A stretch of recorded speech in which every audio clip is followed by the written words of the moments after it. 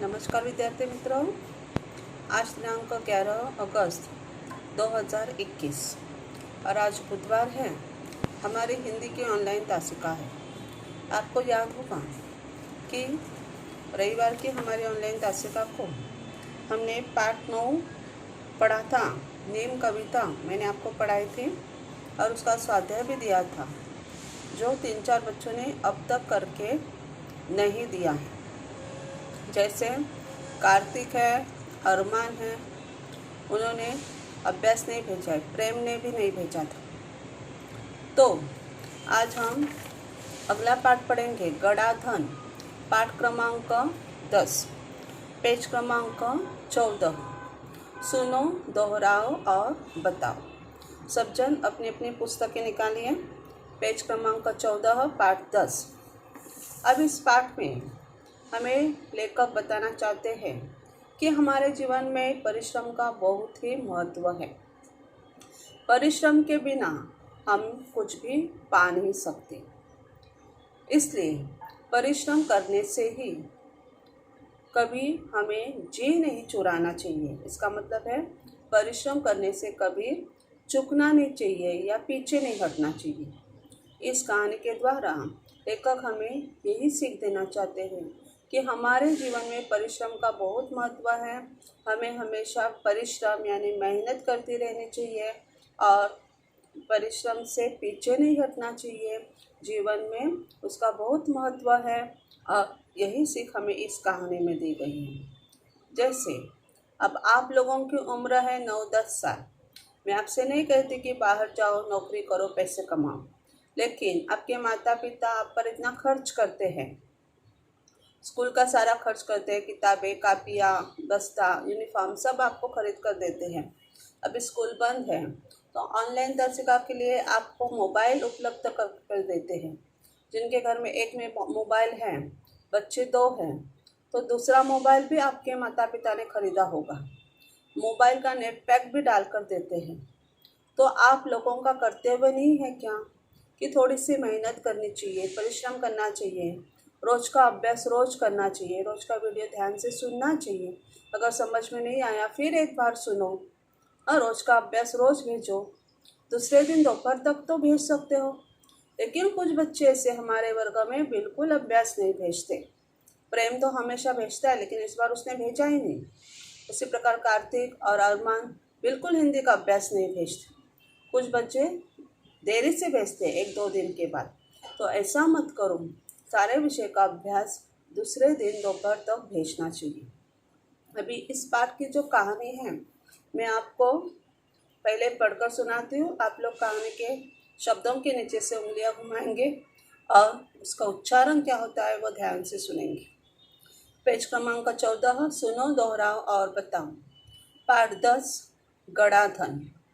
सुंदरपुर गांव में रामदीन नामक किसान रहता था। उसके 4 बेटे थे। रामदीन स्वयं तो बहुत परिश्रमी था, पर उसके चारों बेटे बड़े आलसी थे। हर समय इधर उधर बैठकर गप्पे मारा करते थे। रामदीन उनके इस अल्लड़पन से परेशान था। उसे हमेशा बेटों के भविष्य की चिंता सताया करती। वह दिन रात यही सोचा करता था कि बेटे अपना पेट कैसे पालेंगे। एक रात वह इन्हीं विचारों में खोया था। तभी उसकी पत्नी ने झिझकते हुए उसे एक उपाय सुझाया। उपाय सुनकर वह कुछ देर तक सोचता रहा, फिर एकाएक खुशी से उछल पड़ा। अगली सुबह रामदीन अपने चारों बेटों को बुलाकर रामदीन ने कहा, मैं और तुम्हारी माँ अब बूढ़े हो गए हैं। हम दूर तीर्थ यात्रा पर जा रहे हैं। मैंने खेत में धन गाड़कर छिपा रखा है। यदि कोई ज़रूरत पड़े तो उसे निकालकर उपयोग कर लेना। गड़े हुए धन की बात सुनकर बेटे खुश हो गए और उन्होंने अपने पिताजी को खुशी खुशी तीर्थ यात्रा पर जाने के लिए कह दिया। वे मन ही मन खुश हो गए कि अब कुछ दिनों तक पिताजी का बंधन भी उन पर नहीं होगा। रामदीन के जाने के बाद कुछ दिनों तक तो सब कुछ सामान्य चलता रहा, पर उसके बाद पास का धन और घर का धान्य समाप्त होने लगा। अब चारों भाइयों को चिंता हुई। उन्हें अपने पिताजी की कही बात याद आ गई कि जरूरत पड़ने पर खेत में गड़ा धन निकाल लेना। उन्होंने रात के समय खेत की खुदाई का काम आरंभ किया। वे दो तीन रातें खेत को खोदते रहे, पर कभी भी उन्हें गड़ा हुआ धन नहीं मिला। रात भर के परिश्रम से वे बहुत थक गए थे। जब सुबह बहुत निराश और हताश होकर वे चारों अपने घर लौट रहे थे, तभी रामदीन के परम मित्र हरिनाथ ने पूछा, तुम सब थके हुए क्यों हो? कारण जानने के बाद हरिनाथ ने उन चारों को सलाह देते हुए कहा, तुम लोगों ने खेत तो खोद ही लिया है, अब उसमें बीज बो दो। चारों भाइयों के उदास चेहरों पर खुशी की लहर दौड़ गई। उन्होंने हरिनाथ के कहे अनुसार ही किया। खेत में नन्हे नन्हे अंकुर निकल आए। उन चारों के मन में उत्साह जाग गया। वे निराई गुड़ाई करने लगे। फसल बहुत अच्छी हुई। हरिनाथ काका को धन्यवाद देकर वे फसल को बाजार में बेचने के लिए ले जाने की तैयारी में जुट गए। उसी समय तीर्थ यात्रा से रामदीन और उसकी पत्नी लौट आए। माता पिता के आते ही बेटों ने उनके चरण स्पर्श किए। गाड़ी में लदे अनाज के बोरे देखकर रामदीन ने कहा, अब तुम्हें खेत में गड़े धन का राज समझ में आ गया होगा। चारों ने सिर हिलाकर स्वीकार किया और कहा, हाँ पिताजी, अब हम यह भी समझ गए हैं कि जीवन में परिश्रम के बिना कुछ भी संभव नहीं है। परिश्रम से ही धन कमाया जा सकता है। यहीं पर कहानी खत्म होती है। अब इस कहानी से बहुत बड़ा बोध या बहुत बड़ी शिक्षा में लेखक देना चाहते हैं। देखो, ये गांव के परिवार की कहानी है। कहानी का नाम है गड़ा धन। गड़ा यानी जमीन के अंदर छुपाया हुआ। धन का मतलब आप लोग जानते हो, माल मत्ता या कुछ गहने, जेवर, पैसा आदि। गांव का नाम क्या था? सुंदरपुर।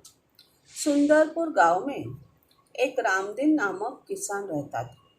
किसान जानते हो? किसान यानी शेतकरी। सुंदरपुर गांव में रामदीन नाम का एक किसान रहता था। उसके कितने बेटे थे? 4।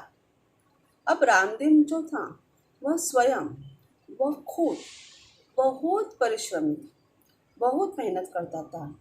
बेचारा सुबह जल्दी उठकर नहा धोकर तैयार होकर खेत में जाता था। दिन भर खेत में कष्ट करता था, मेहनत करता था और शाम को थका हारा वह घर लौटता था। अब उसके जो 4 बेटे थे, चारों बेटे बड़े थे, लेकिन वे बड़े आलसी थे। हाँ, स्कूल वगैरह उनका हो चुका था, स्कूल की पढ़ाई हो चुकी थी।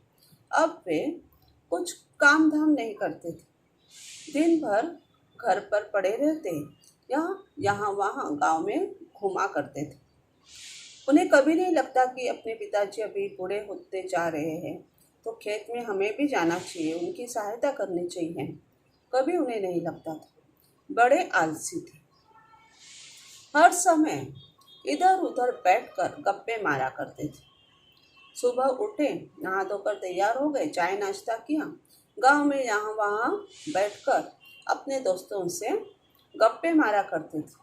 फिर दोपहर को आकर खाना खाकर आराम करते थे, सो जाते थे। ऐसे चारों बेटे जो बड़े थे, चारों ही बहुत आलसी थे, कुछ काम धंधा नहीं करते थे और रामदीन को खेत में मदद भी नहीं करते थे। रामदीन उनके इस अल्लड़पन से परेशान था। अब रामदीन दिन रात परेशान रहता था कि मेरे बेटे कभी सुधरेंगे, इनका जो बचपन है, इनका जो अल्लड़पन है कब खत्म होगा, ये कब मुझे खेत में आकर सहायता करेंगे या कब खुद कुछ काम धंधा करेंगे। रामदीन उनके इस बर्ताव से बहुत परेशान हुआ करता था।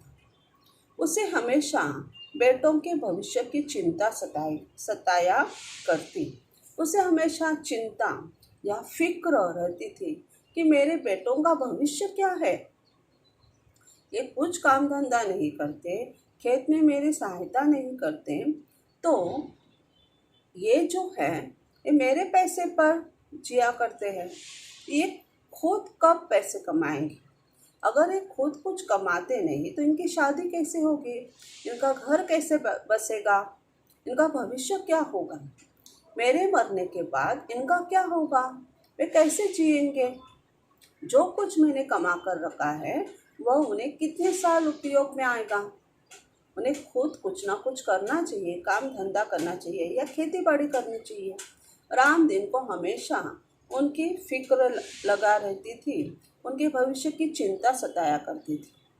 वह दिन रात यही सोचा करता था कि बेटे अपना पेट कैसे पालेंगे। राम दिन रात यही सोचा करता था, खेतों में, घर पर, खेत में काम करते समय, घर पर आने के बाद राम दिन हमेशा यही सोचा करता था कि मेरे बेटे अपना पेट कैसा पालेंगे। पेट पालना यानी गुजारा करना, खुद का खर्चा खुद करना। जब तक मैं जीवित हूँ इन्हें खाना खिलाता हूँ, लेकिन मेरे मरने के बाद जो कुछ मैंने कमा कर रखा है उनके कितने साल उसका उपयोग वे कर सकते हैं।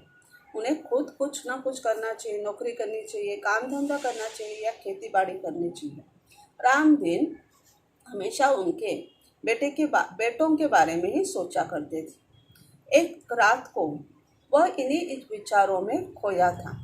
एक रात को रामदीन इन्हीं विचारों में खोया था कि मेरे बेटों का क्या होगा मेरे मरने के बाद। तभी उसकी पत्नी ने झिझकते हुए उसे एक उपाय सुझाया। अब रामदीन की जो पत्नी थी वह भी उसके जैसे ही बूढ़ी होती जा रही थी और उसे पता था कि अपने बेटे बहुत आलसी है, कुछ काम धंधा नहीं करते, इसलिए उनके पिताजी यानी उनके पति बहुत चिंता में रहते हैं, रात दिन सोचा करते हैं। फिर एक रात को रामदीन की पत्नी ने रामदीन को झिझकते हुए यानी ऐसे डरते डरते कहा और एक उपाय सुझाया, एक तरकीब सुझाई। उपाय सुनकर वह कुछ देर तक सोचता रहा, फिर एकाएक खुशी से उछल पड़ा। जब पत्नी ने उपाय सुझाया तो रामदीन कुछ देर तक सोचता रहा, फिर एकाएक अचानक रामदीन खुशी से उछल पड़ा। खुशी से उछल पड़ना यानी बहुत खुश होना। रामदीन एकाएक खुशी से उछल पड़ा, वह बहुत खुश हो गया। अगली सुबह रामदीन ने अपने चारों बेटों को बुलाकर कहा, मैं और तुम्हारी माँ अब बूढ़े हो गए हैं, हम दूर तीर्थ यात्रा पर जा रहे हैं। नीचे पेज नंबर 14 पर भी देखो, चित्र बताया है। रामदीन है, उनकी पत्नी है और उनके चारों बेटे सामने खड़े हैं। पत्नी ने रात को उपाय सुझाने के बाद रामदीन बहुत खुश हो गए और अगले दिन सुबह उन्होंने अपने चारों बेटों को अपने पास बुलाया और बुलाकर कहा कि देखो बच्चों, मैं और तुम्हारी माँ अभी बूढ़े होते जा रहे हैं, तो हम दोनों तीर्थ यात्रा पर जा रहे हैं। तीर्थ यात्रा यानी तीर्थ स्थानों में जाकर की गई यात्रा, भगवान अलग अलग मंदिरों में जाना, हाँ, वहाँ भगवान के दर्शन करना, तीर्थ स्थान पर जाना, उसे कहा जाता है तीर्थ यात्रा। तो रामदीन ने अपने बेटों से कहा कि मैं और तुम्हारी माँ अभी तीर्थ यात्रा पर जा रहे हैं, क्योंकि हम बूढ़े होते जा रहे हैं, हम कभी भी मर सकते हैं, तो मरने से पहले हमारी इच्छा है कि तीर्थ स्थानों के दर्शन करना।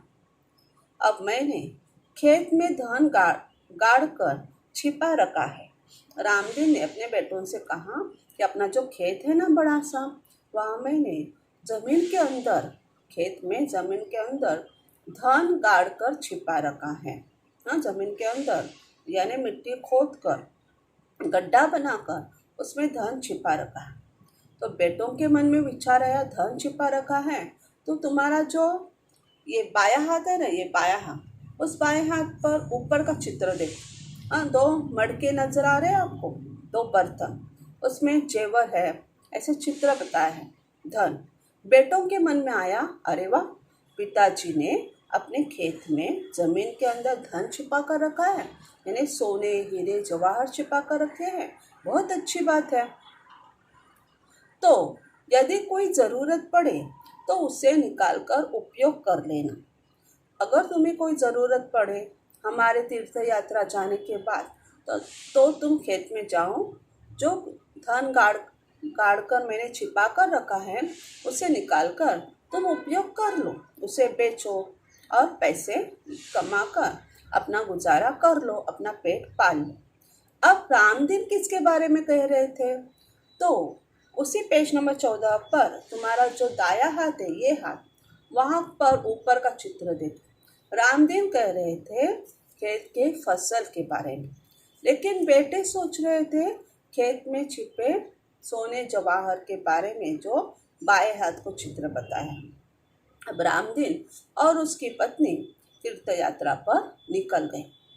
गड़े हुए धन की बात सुनकर बेटे तो बहुत खुश हो गए।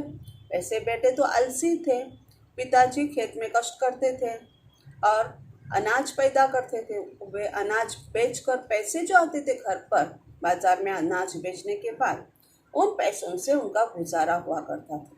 अब ये आलसी बेटे गड़े हुए धन की बात सुनकर बहुत ही खुश हो गए और उन्होंने अपने पिताजी को खुशी खुशी तीर्थ यात्रा पर जाने के लिए कह दिया।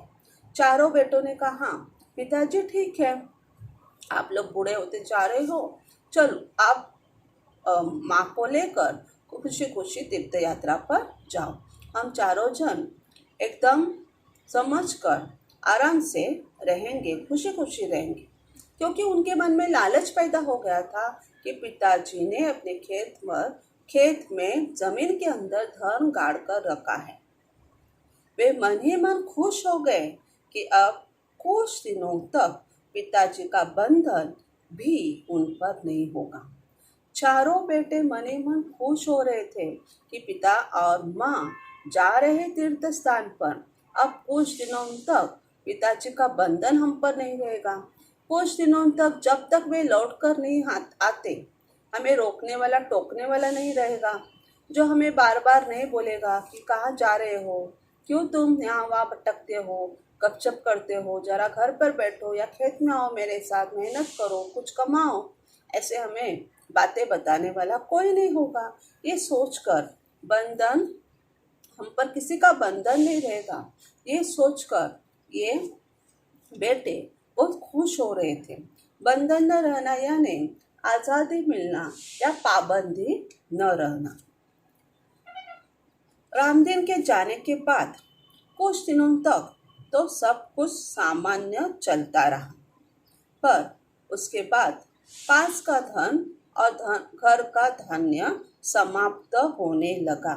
जब रामदीन निकले थे तो घर में सारा अनाज भर कर गए थे, गेहूँ चावल दाल वगैरह।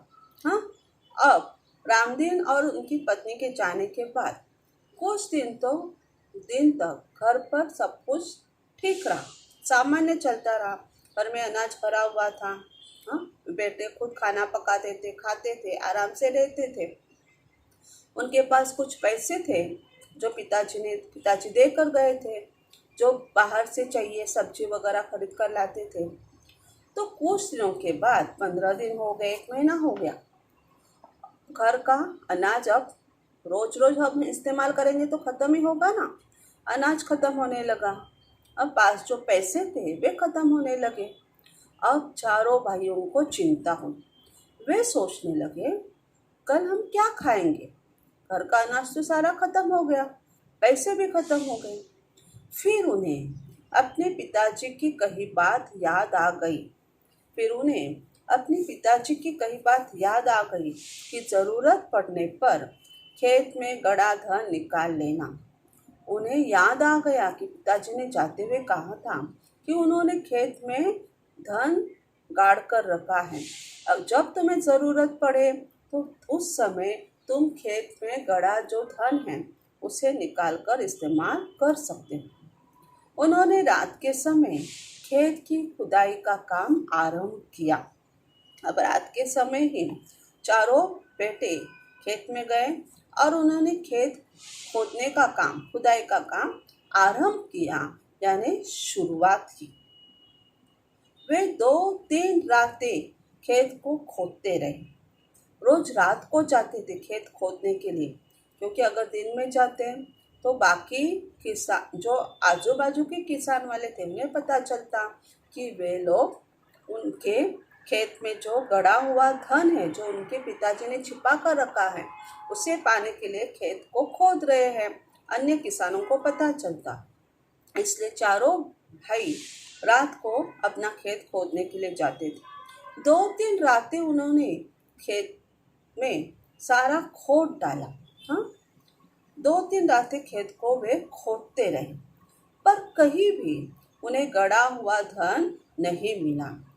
पर कहीं भी उन्हें पिताजी ने गाड़ कर रखा हुआ धन, हाँ, धन संपत्ति, पैसा, सोने, जवाहर, हीरे वगैरह कुछ नहीं मिला।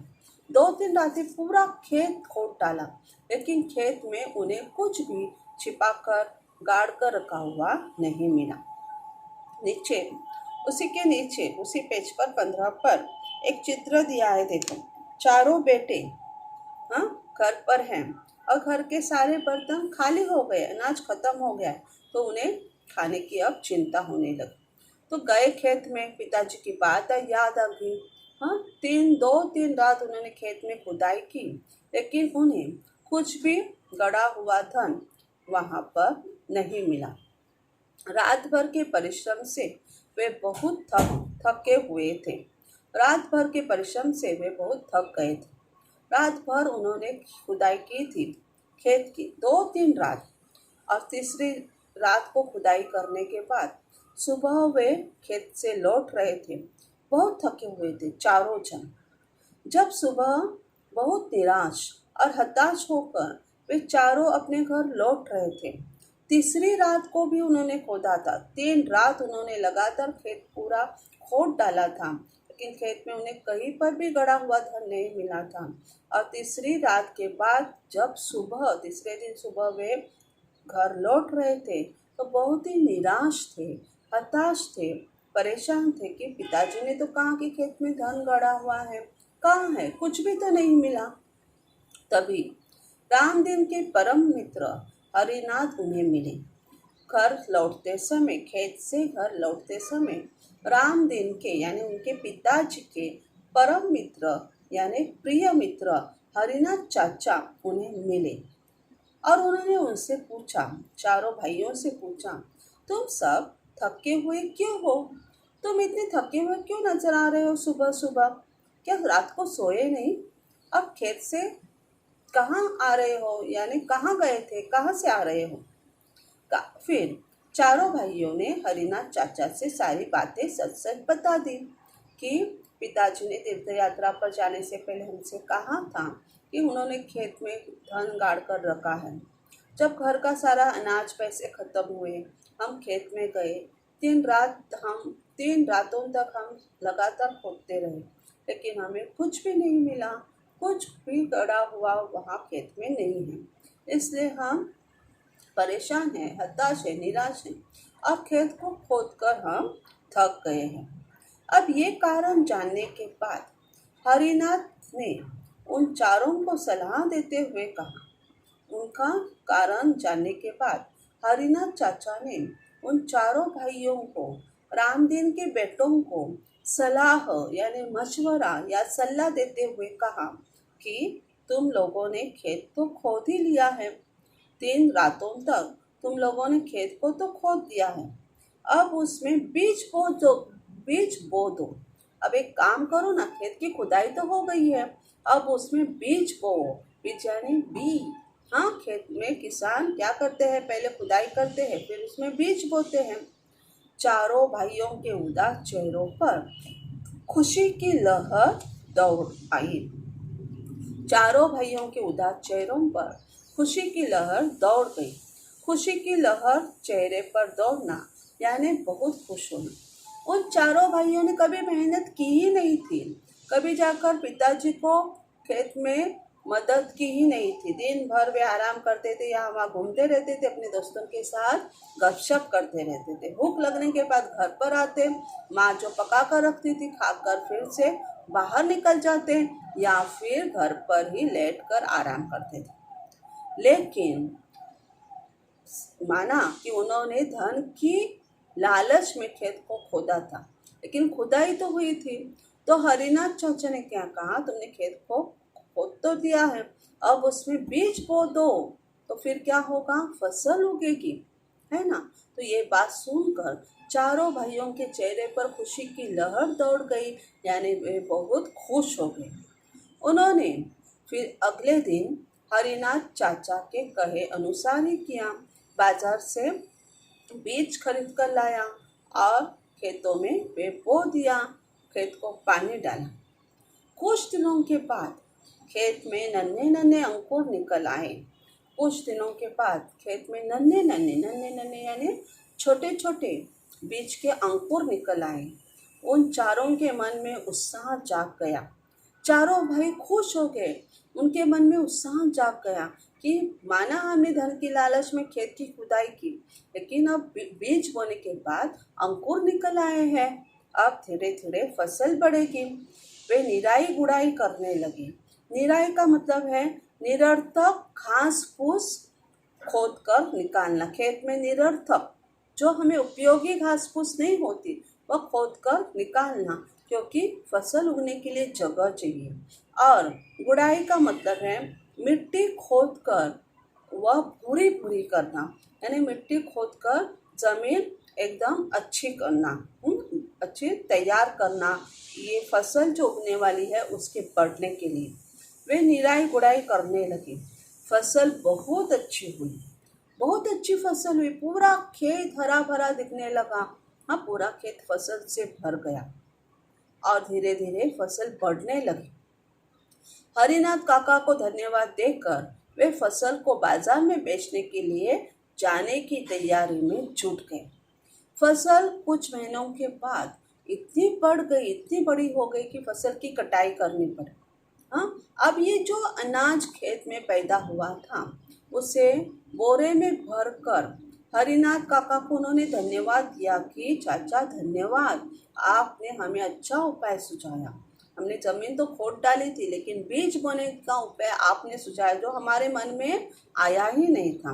लेकिन बीज बोने के बाद आज देखो इतने महीनों के बाद कितनी अच्छी फसल हुई है, जो हम बाजार में बेचने के लिए जा रहे हैं। इससे हमें बहुत सारे पैसे मिलेंगे और ये हमारी मेहनत के पैसे होंगे, जो मेहनत हमने जीवन में पहली बार की है। चारों भाइयों ने वे बाजार में अनाज बेचने के लिए जाने ही वाले थे। बेचने की तैयारी में वे जुट गए, यानी लग गए। उसी समय क्या हुआ, तीर्थ यात्रा से रामदीन और उनकी पत्नी वापस लौट आए। हाँ, तीर्थ यात्रा से रामदीन और उनकी पत्नी वापस लौट आए। माता पिता को देखकर उन्होंने माता पिता के चरणों को स्पर्श किया। माता पिता के आते ही चारों बेटों ने उनका चरण स्पर्श किया, यानी चारों बेटे माता पिता के पैर पड़े, क्योंकि बहुत महीनों के बाद माता पिता तीर्थ यात्रा से घर लौटे थे। गाड़ी में लदे अनाज के बोरे देखकर रामदीन ने कहा, अब तुम्हें खेत में गड़े धन का राज समझ में आ गया होगा। अब रामदीन ने देखा, अरे घर की गाड़ी में अनाज के बोरे लदे हैं, अनाज के बोरे भरे भरे दिख रहे हैं। शायद ये मेरे बेटे अनाज बेचने बाजार जा रहे हैं। तो उन्हें देखकर रामदीन ने उन बेटों से कहा, अब तुम्हें खेत में गड़े धन का राज समझ में आया होगा। यही खेत में गड़ा हुआ धन है। खेत तो हमारे पास है, लेकिन उसे खोदना चाहिए, उसमें बीज बोना चाहिए, फसल आने के बाद और फसल आने तक उसकी निगरानी करनी चाहिए, उसे खाद डालना चाहिए, उसे पानी डालना चाहिए, उसकी देखभाल करनी चाहिए। और ये फसल उगने के बाद फिर उसे काट कर बाजार में जाकर बेचना चाहिए। बहुत मेहनत करनी पड़ती है, लेकिन मेहनत का फल हमेशा अच्छा होता है, उससे पैसे भी ज़्यादा मिलते हैं। तो अब तुम चारों भाइयों को खेत में गड़े धन का राज समझ में आया होगा। ऐसे रामदीन ने अपने पुत्रों से पूछा, बेटों से पूछा। चारों ने सिर हिलाकर स्वीकार किया और कहा, हाँ पिताजी। चारों ने सिर हिलाकर मान्य किया, स्वीकार किया और कहा, हाँ पिताजी। खेत में गड़े हुए धन का राज हमारी समझ में आ गया है। अब हम यह भी समझ गए हैं कि जीवन में परिश्रम के बिना कुछ भी संभव नहीं है। पिताजी, अब हम यह भी समझ गए हैं कि जीवन में परिश्रम के बिना, मेहनत के बिना कुछ भी संभव नहीं है। हमें हमेशा मेहनत करते रहनी चाहिए, परिश्रम करते रहना चाहिए और परिश्रम से ही धन कमाया जा सकता है। चारों भाइयों ने परिश्रम की, मेहनत की खेतों में, उस खेत में, और उन्हें उस परिश्रम का फल मिल गया।